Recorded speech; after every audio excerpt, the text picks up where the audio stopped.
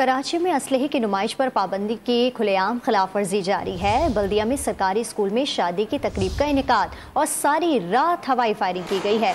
इस पर मजीद तफसीलात जानेंगे डॉन न्यूज़ के नुमाइंदे महराज अख्तर से। जी महराज अख्तर, बताएगा असलहे की नुमाइश पर पाबंदी की खुल्ला खिलाफ वर्जी की गई है, पुलिस की जानिब से क्या कोई कार्रवाई अमल में लाई गई है?